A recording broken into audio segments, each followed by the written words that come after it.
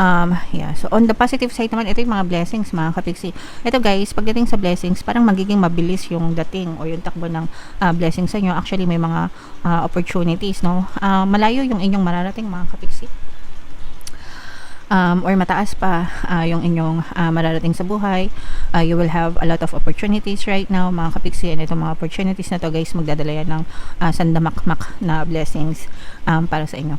And yung mga blessings naman guys, dumadating talaga sa atin yan in form of opportunities, no?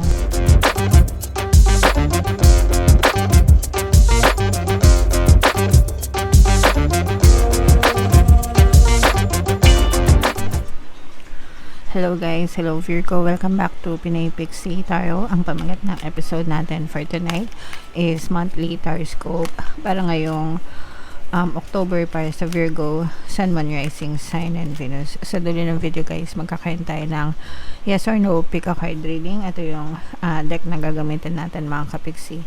Pwede kayong magtanong ng isang tanong, answerable by yes or no. Tapos titingnan natin yung sagot ng tarot sa inyo. So sa dulo ng video yan guys. Kaya make sure na tapusin nyo yung video hanggang sa dulo, mga kapiksi. So unahin natin tong deck na to. Tingnan natin yung mga mensahe para sa inyo guys. So, wow, recovery, mga kapiksi. Maganda itong mensahe na to. Ibig sabihin nito, unti-unti na kayong nakaka-recover sa kahit anong aspeto ng buhay nyo, guys. Kasi iba-iba naman kayo ng sitwasyon. So, pwedeng sa kabuhayan, sa trabaho, pwedeng sa pag-ibig, pwede rin sa kalusugan, guys, no? Kung meron kayong mga pinagdadaanan na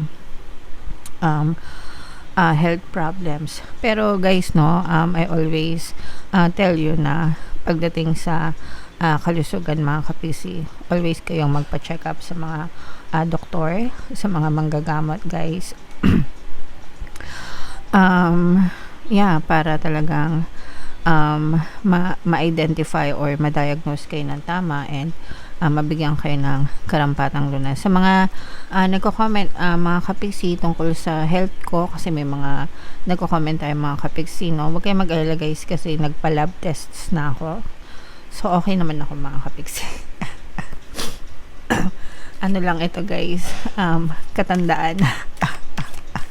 Alright. So, yung next na message natin, mga kapiksi. Wow. So, peaceful resolution, mga kapiksi. Maganda ito kasi lalo na sa mga kapiksi natin na namamroblema, kung hindi pa nasusolve yung mga problema nyo, at least dadating naman sa inyo yung mga peaceful na solusyon, no, sa mga problema na pinagdadaanan nyo. So, wag na kayo masyadong mag-worry guys, wag kayo masyadong mag-alala, kasi the more na nagwo-worry kayo, the more lang nalalala yung inyong problema, mga kapiksi. So, ipagpasa Diyos nyo lang yan guys, and magiging ma-okay din ang lahat para sa inyo. And another message for you, Virgo. If you believe, mga kapiksi, kahit hindi naman kayo naniniwala guys, pero naging consistent kayo and nag-persist kayo sa mga gusto nyo, ma-achieve at ma-achieve nyo yan. Pero kapag sinabayan nyo ng paniniwala guys, mas lalong maaaring bumilis yung mga bagay na minamanifest nyo.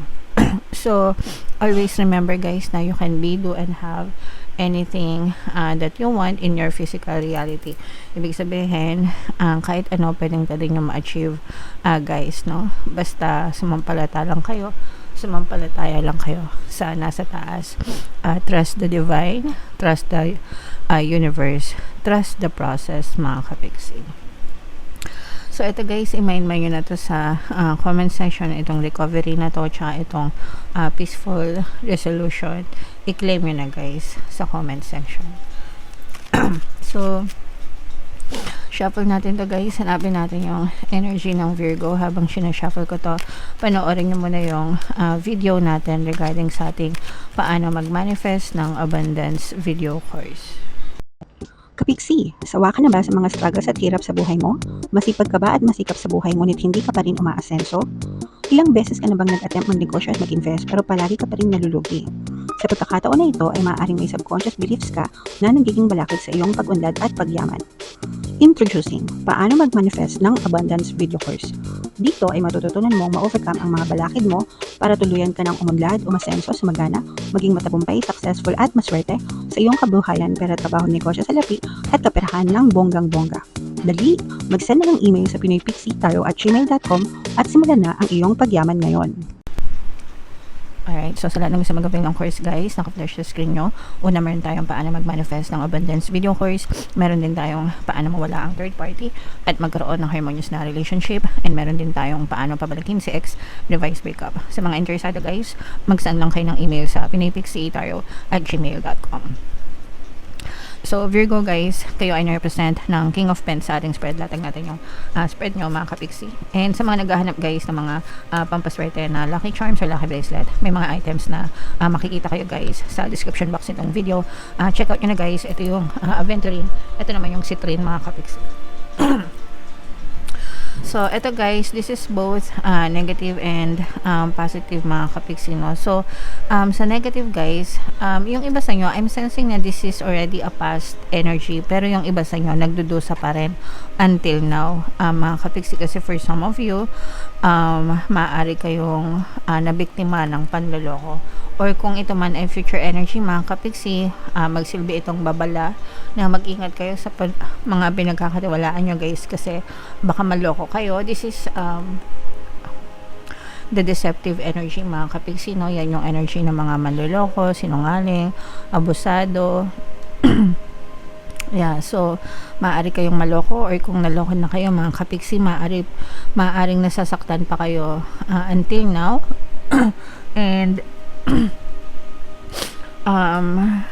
hindi pa kayo nakaka-move on mga kapiksi. Kung kayo naman ay current na niloloko mga kapiksi, no, parang nahahayag sa inyo.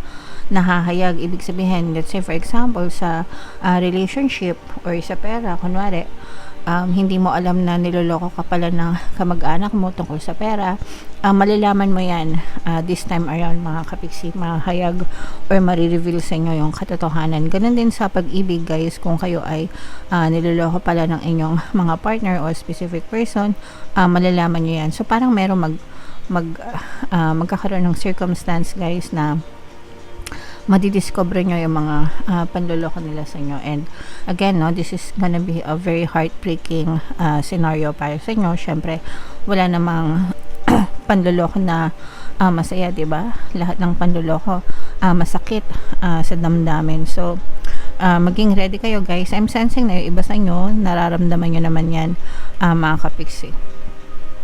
Nararamdaman nyo naman kung niloloko kayo or hindi. Parang nag-aantay lang kayo ng confirmation or evidence. And right now, ma-confirmed yan, no? Ma-confirmed kung sino yung mga naloloko sa'yo, mga kapiksi. Alright?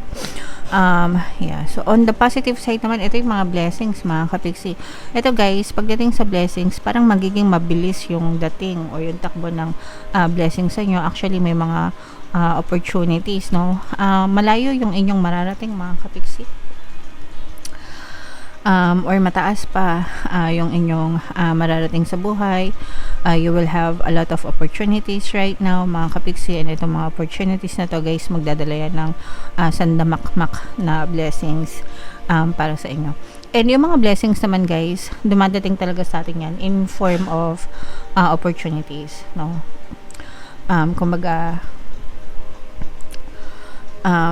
binibigay sa'yo lahat ng universe, lahat ng opportunities, tapos ikaw na yung bahala kung paano mo siya i-explore, kung paano mo siya papalawakin, diba? So, importante na marunong kayong kumilatis ng opportunities, and marunong din kayong mag-take action. Kailangan may take action mga kapiksi, kasi kung hindi kayo kikilos, wala itong, hindi magiging blessing itong mga opportunity na to. So, nasa pagkilos nyo guys yung kalalabasan ng blessings nitong mga opportunities na to.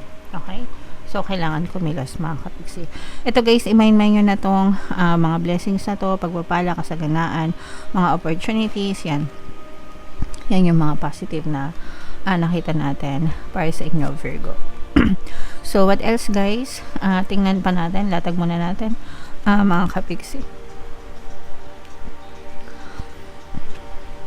So, dito guys, medyo mag-ingat lang din kayo sa paglalabas ng pera or maging wais, no? Maging maingat and maging wais. Kasi nga, di ba sabi ko sa inyo, for some of you guys, maaari kayong maloko. So, itong deceptive energy na to, syempre guys, iba-iba kayo ng sitwasyon. Either sa love ito or sa pera, mga kapiksi. Yun lang naman, okay? But, syempre, pagdating sa pera, kahit kakilala nyo, 'di ba? Minsan naloloko pa rin kayo. So, at saka yung mga scam guys, no? Kung nanonood kayo sa mga social media, 'di ba? Ang daming mga nananakawan ng pera sa bangko. So, make sure na mag-ingat na lang kayo, mga kapiksi. Kahit yung mga pagsagot-sagot ng mga tawag, guys, no? Minsan scammer na pala. So, mag-ingat kayo guys. Alright? And then, ito naman, mga positive changes. Ito guys, mayroong mga bagong kontrata na maaari kayong dumating sa inyo. Mga negotiation, especially guys kung nag-a-apply talaga kayo ng trabaho or may mga nilalakad kayo ng mga dokumento. Let's say, for example, naglalakad kayo ng papeles para sa mga negosyo nyo or mga approval, mga bank loans, ganyan, or mga sales, kung meron kayo mga nilalakad ng mga kliyente, mga kapiksi, favorable sa inyo yung sitwasyon. It will work in your favor, mga kapiksi. Ibig sabihin, win-win situation ito.